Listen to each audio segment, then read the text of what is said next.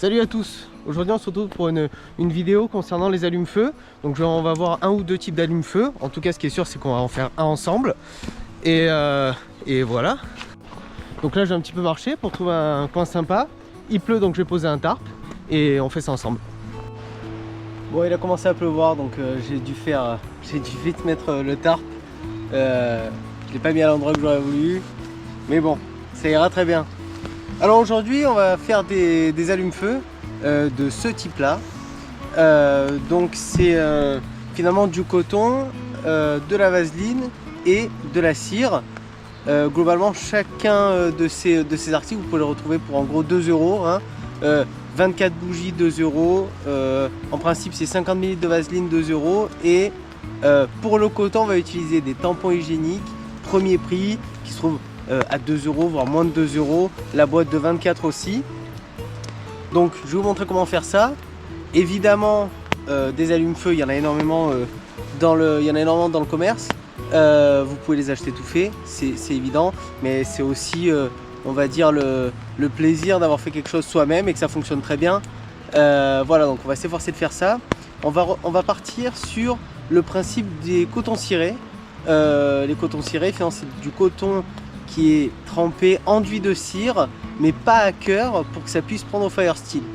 On a des allumes-feu qui vont prendre au fire steel et d'autres qui vont prendre qu'à la flamme de briquet ou d'allumette.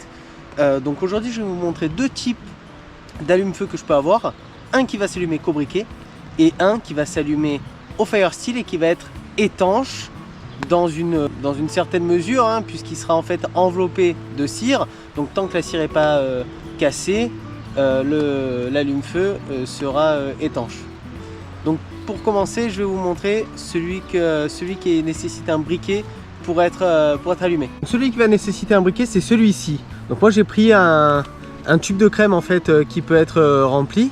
Donc ça va être une genre de pâte, d'accord, quand on appuie ça sort et en fait c'est simplement une pâte de coton et de vaseline. Quand on utilise de la vaseline ou de l'huile pour faire des allumes-feu, si on imbibe trop le coton, il prendra plus avec une simple étincelle. Donc ce qui est bien avec ça, c'est que ça va durer longtemps et qu'on peut par exemple le mettre au bout d'un bâton et quand on l'allume on peut se déplacer avec, ça résiste quand même très bien au vent. Voilà, donc ça va être la première possibilité. Donc en fait pour que ce soit vraiment efficace il faudrait utiliser du coton, vous savez le coton vraiment à l'ancienne, pas les pads, pas les... voilà, vraiment le coton en vrac. Si vous avez que du coton en pâte, vous le dépiotez mais très très petit et ensuite vous le mélangez avec de la vaseline. Dès que ça fait une genre de pâte, c'est prêt. Donc pour faire les allumes-feu enveloppés de cire, on va utiliser donc comme je vous l'ai dit des protections hygiéniques, des tampons. On va les découper en 3 puisque dans un on va pouvoir faire 3 allumes-feu. Pour l'instant on va le laisser emballer puisque le coton est comprimé par le plastique autour. Donc on va le découper en 3 et on voit la suite.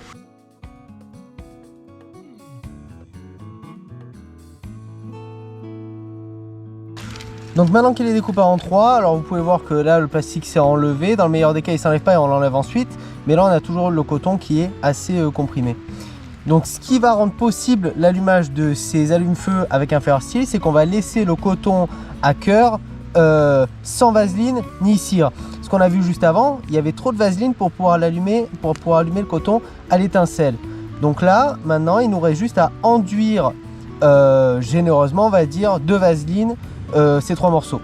Donc je prends mon pot de vaseline, je prends un morceau, donc là c'est le côté avec la ficelle mais je vais le laisser. Je prends la vaseline et là en fait je viens tout autour un petit peu comme ça enduire. Je mélange un petit peu pour que ça pénètre un petit peu dans le coton, pour qu'il y ait quand même du retard, le retard de combustion qui se fasse sur une légère couche de coton. Voilà, donc là les 3 morceaux sont enduits de vaseline. Je vais en refaire 3 et pendant ce temps je vais commencer à faire fondre 2 bougies. Donc ce sont des bougies chauffe-plat de ce type là. Donc là celles-là sont un peu plus hautes que la normale, donc on aura plus de cire. Les allumes-feu que je vous ai montré tout à l'heure, ils étaient jaunes parce que j'ai utilisé des bougies à la citronnelle. Donc ça veut dire que pendant les 4-5 minutes de combustion on aura une fumée à la citronnelle. Voilà, donc en été ça peut être pratique même si ça va pas durer très longtemps. Mais là on va utiliser comme ça des bougies donc à la paraffine classique. En principe ça vient assez facilement. Si ça vient pas on peut pousser à l'arrière pour l'aider à sortir. Mais techniquement, selon les bougies, elles viennent assez facilement. Et je la fais sortir.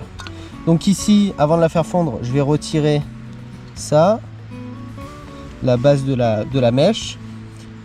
Donc quand vous les faites à la maison, en fait, vous pouvez faire fondre la cire au micro-ondes. Donc on essaie d'enlever, enfin pas on essaie, on enlève le métal qu'il y a dessous. Et ça, je vais le mettre à chauffer sur le réchaud jusqu'à ce que ce soit liquide.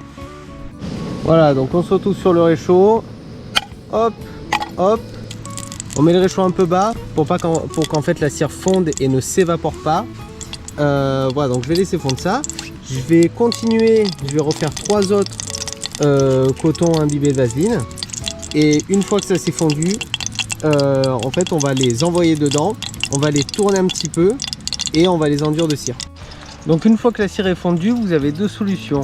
Soit vous la laissez un petit peu refroidir et du coup elle va devenir plus épaisse, et quand vous allez envoyer le coton dedans, ça va rapidement durcir et du coup ça fera rapidement une coque tout autour. Soit vous le faites pendant que c'est encore très liquide, et dans ce cas là il va falloir faire peut-être 3-4 passages pour être sûr d'avoir assez de cire tout autour du coton.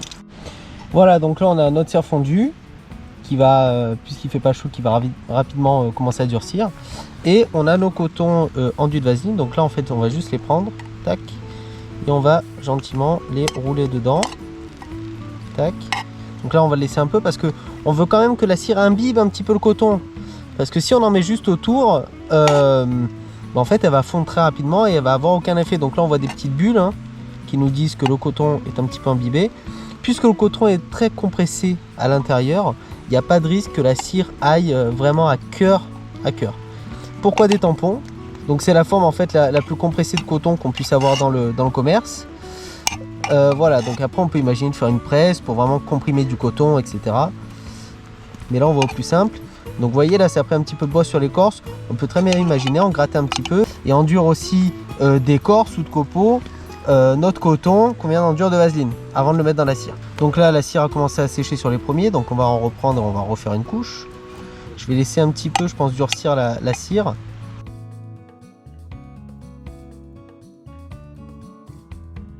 Celui-là il s'est un peu ouvert. Vous voyez la différence?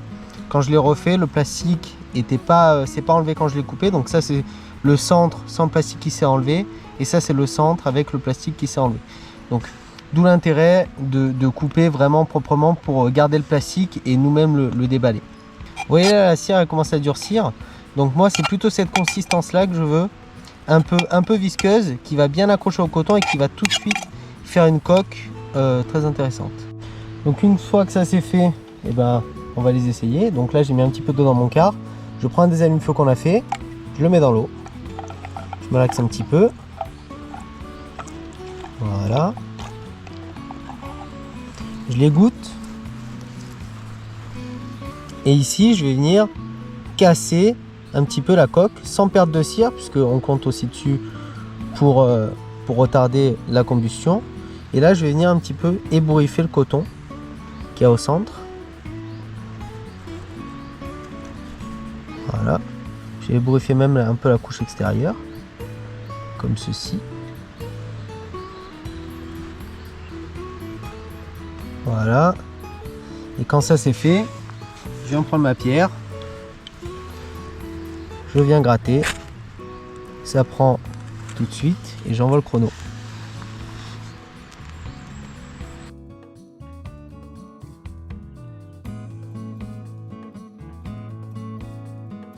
Donc on note que c'est un temps très humide, qu'il pleut quelques gouttes, qu'il y a un léger vent. Après je peux très bien souffler dessus. Voilà, pour simuler un vent. Donc on voit que la flamme bouge mais reprend une fois que le vent s'est arrêté. Donc c'est une flamme qui tiendra un temps humide, quelques gouttes et un peu de vent. Donc on a quand même une belle flamme. Pendant pour l'instant 1 minute 40, c'est une flamme qui est complètement convenable pour démarrer un feu. Donc évidemment, plus vous mettez de cire autour, plus la coque sera solide. Si vous l'avez dans le sac à dos, vous n'avez pas peur que la coque se casse et qu'il pleuve et que votre allume-feu soit détrempé. J'ai dû un petit peu forcer pour casser la coque quand même. La cire n'était pas tout à fait dure hein, puisque je viens de les faire. Donc là on est à 2 minutes 20 avec une flamme qui est toujours convenable.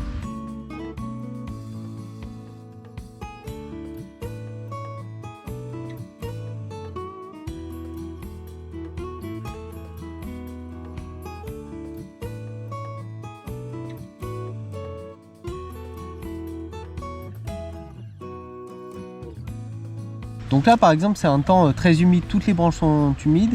Pour faire un feu ce sera compliqué, il faudra bâtonner, vraiment fendre à cœur des grosses bûches pour retrouver un bois sec. Mais si c'est une situation extrême, on peut imaginer faire brûler ça sous une couverture de survie. La couverture reflétant la chaleur, on aura une petite source de chaleur qui nous tiendra au chaud sous la couverture de survie.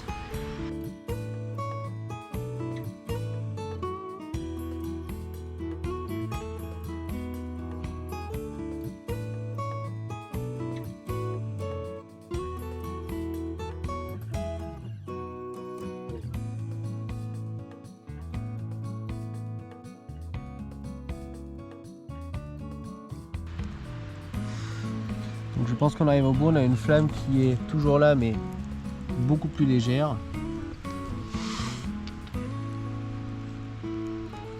On va attendre l'extinction complète hein.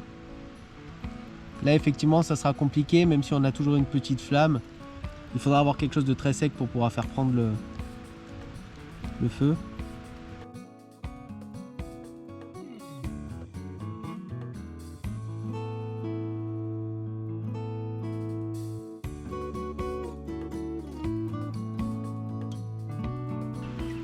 Donc on a passé les 10 minutes. On a toujours une petite flamme et je pense que là on va pouvoir l'arrêter. Elle est toujours ici et là. Mais bon on va se dire que ici ce sera compliqué de démarrer même si on a une flamme. Voilà donc là, vous voyez j'ai soufflé, la flamme est toujours là. Voilà, je pense que c'est bon. Donc en gros 10 minutes 10. Donc vous voyez cet allume-feu il a brûlé pendant à peu près 10 minutes 10, 10 minutes 30 avec une toute petite flamme. Donc même avec une toute petite flamme on peut toujours allumer un feu et l'éteindre avec l'eau que j'avais dans le car. Voilà, merci à toi. Donc, globalement il y avait une flamme très intéressante jusqu'à peu près 8 minutes. Tant qu'il y a flamme il y a feu. Donc même avec une flamme minuscule on peut toujours allumer son feu. Et 8 minutes pour allumer son feu avec une flamme qui est quand même assez grande hein. À 8 minutes on était à 5-6 cm de flamme. C'est toujours très convenable pour allumer son feu. Donc là on est sur un allume-feu fait maison qui prend un peu de temps de préparation, c'est vrai, mais qui est étanche, qui peut être allumé au fire steel, qui est pour moi une des raisons d'utiliser cet allume-feu plutôt qu'un autre, et qui dure presque 10 minutes et 8 minutes pour allumer son feu. Il y a un point auquel il faut faire attention, c'est qu'en effet, en fait, sur le tampon, l'arrière et l'avant ne vont pas avoir la même quantité de coton que le centre. Donc en fait, le centre va tenir plus longtemps puisqu'il y a plus de coton et celui qui va tenir le moins, ce sera le bourron.